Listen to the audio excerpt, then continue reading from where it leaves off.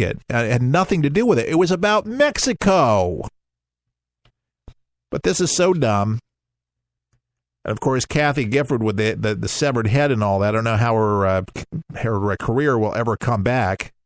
I think these comedians need to just stay out of politics. They just cannot control themselves. They think it's funny, but it's not. Late night TV has become a barrage of insults to the president. I mean, it's sickening. Even Jay Leno said, stop it already. Former host of The Tonight Show. Jimmy Fallon just cannot control himself. He just goes on and on and on. Okay, so here we go. George Lopez, after doing that, decided he wanted to, take the words back, he says, Lopez, I want to clarify my remarks. And so he goes on to Instagram saying, I hope this clears up any misunderstanding. Comedy has a way of healing, but it also, I realize, can hurt too. So let's cool this off. Okay. Oh yeah. He had to delete it off. The deporting the Latinos, making the streets safer. Let's deport the police. I mean, this is such poor taste. Right after the ambush, the lady's not even buried. Miss Familia, the police lady that lost her life in New York City is not even cold in the ground about 24 hours. And he comes out here yesterday, ramped this up in this rhetoric. And luckily, a lot of fans did not like what he had to say. And basically suggesting Lopez to stick to comedy. One said, this is very irresponsible comment, bro. You have really disappointed me, bro. I thought you were better than that, one commentator wrote, according to Brett Bart. Another said, according to the site, not cool at George Lopez. I'm Latina, and I've been pulled over more than enough times for speeding. All but one cop were nice and respectful. One more commentator said, I realize there are some bad apples in the bunch, but your statement puts all cops in the bad bunch category. Please stick to comedy. You're not that funny when you bring politics into your posts. Hey, and these people are Democrat. These people have a brain. They have common sense. They have tact. Okay? They have a little class. My mother used to use a word. I love it. She listens to the show every day. Hi, Mom. But she said, when you do stuff like that, you're uncouth. I mean, it's just not a very nice thing to say. I mean, where's the decency? Like I say, where's the restraint? Where's the filter? I swear there's just people that do not have a filtration system at all, but they sorely need one. But it's amazingly offensive and hurtful to police officers that risk everything every day. I was talking to a Tampa, I think he's the chief. Because the reason I don't know exactly where he's at, he's been, raising up the ranks for years. But anyways, I was talking to him about the ambush, and he says, it's a different time for officers here. It's dangerous out there. It really is, and it makes people think. They do worry. So when, police officers leave the house, they, kiss their wives goodbye. I mean, they don't know. And to say stuff like this that's insensitive, I mean, just stupid. I wish there was, something built into their contracts that just say stick to comedy, leave politics out of it.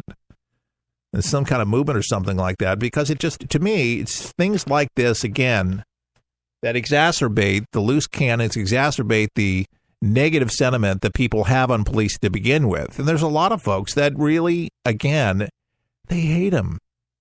They hate them. They bring up their kids. They call cops pigs. But who do they call when somebody's breaking into their house? Who do they call when somebody needs help? They call the police. And police officers, the first there, they're trained paramedics. They're there at the scene, and they run in and they save you.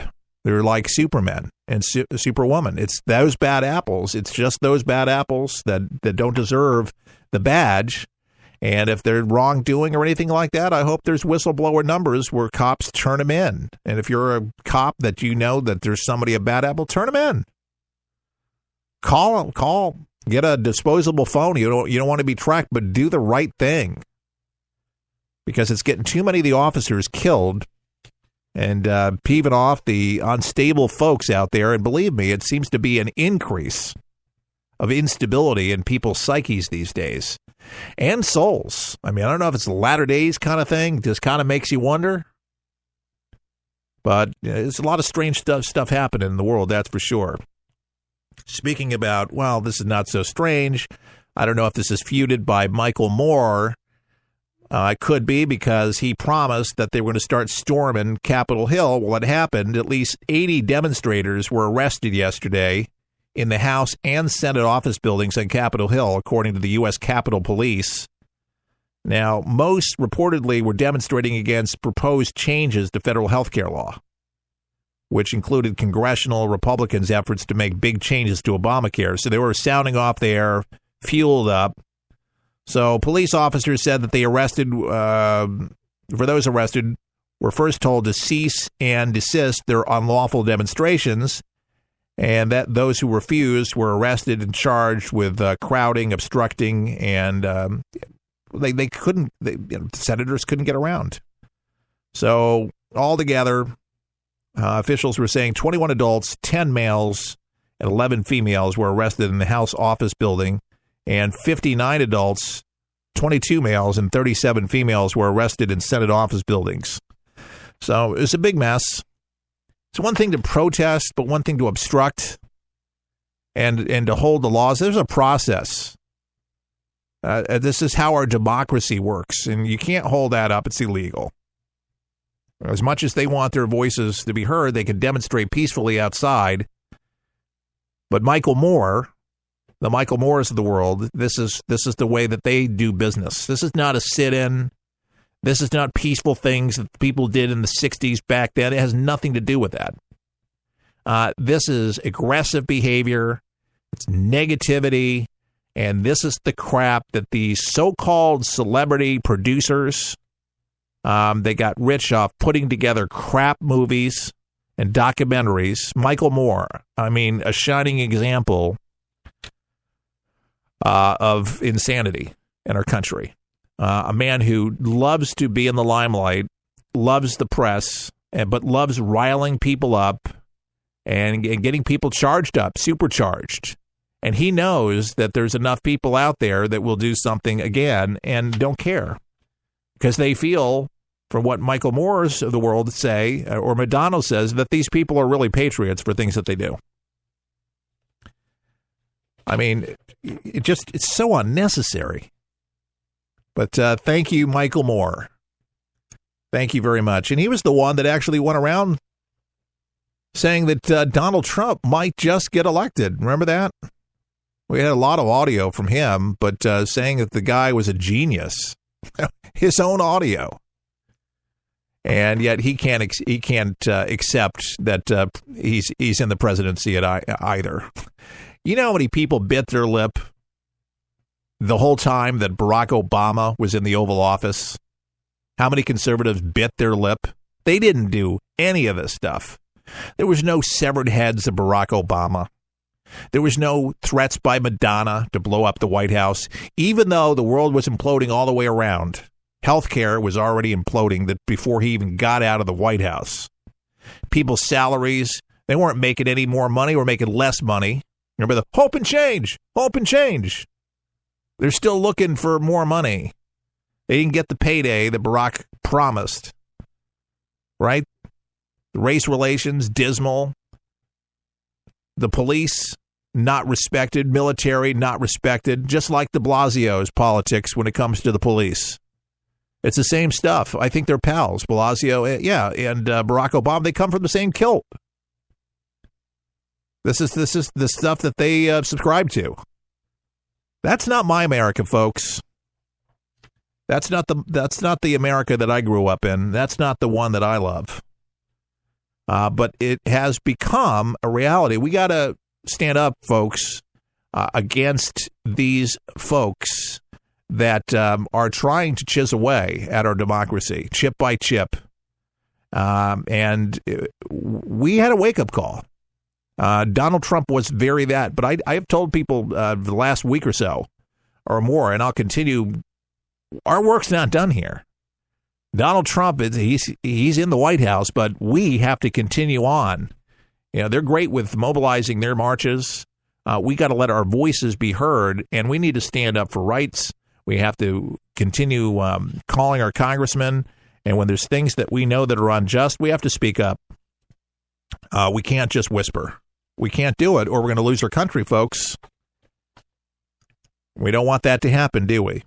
All right, in Seattle, big news here. You know, the city, in case you haven't heard, they're trying to come up with some money. It's a proposal being considered by the Seattle City Council. And what they're trying to do is take the top-earning residents and tax them. Tax the individuals, top earners of $250,000, and those filing jointly with income taxes in excess of, say, $500,000 would pay a 2.25 tax. And this tax is largely expected to pass. The council's finance committee, well, they gave the final proposal the green light last week, even raising the rate from 2% to 2.25%, according to the Seattle Times. This thing didn't work out too well in Maryland. What people did when they raised the taxes on the rich, they moved to the suburbs. And I think the same thing will happen there. Just look at the minimum wage hike in Seattle. You raised it. What happened? They cut hours, and they were making less money because they were working less hours. This is going to be a bad mistake. It's going to drive business out of Seattle. Home ownership's going to go down. This is not a very, very good thing. I think it's a very lousy deal. Everybody that I've talked to about this says it's a bad deal. And there's going to be a legal challenge. The city says, hey, we're ready for the fight. If the city wins that battle, it won't just be Seattle that's doing a progressive income tax, he says, according to the mayor, Ed Murray. So they're all ready for the fight. The voters of the state have rejected the personal income tax related measure at the statewide ballot several times over the past 8 decades. They did approve an income tax in 1932, but the state Supreme Court ruled the measure unconstitutional the following year. It'll be interesting to see what happens. I think it's a dumb idea because it hasn't worked in too many places. It's just not fair. It's not fair. They just need to clean up. And, when you get liberals running things, they want to go ahead and they want to get free money. It's kind of like their money for nothing, their chicks for free, that Dire Straits song. It's just dumb. But folks, somebody's got to pay for it. And, where do the jobs come from? It's just, it wasn't, they want to do more. Let's just reach in our pockets. Not our pockets. The rich people that earn their money fair and square. Let's go ahead and just make it uncomfortable for them.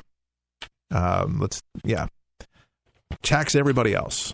Okay. The atheists are not very, very happy with a pastor because this pastor that I'm about to tell you about, he likes his guns. And he likes to preach, likes his guns. Okay. So a bunch of Wisconsin atheists are arguing and very angered, and they're wanting to stop the state of New Hampshire from holding hunter safety classes inside church buildings. The Freedom from Religion Foundation sent a terse note to the state's Fish and Game Department the other day, upsetting over a hunter safety class that was being held at the Heritage Free Will Baptist Church. Now, the Freedom from Religion Foundation is a group of atheists, agnostics, and free thinkers, as they call them, based in Wisconsin.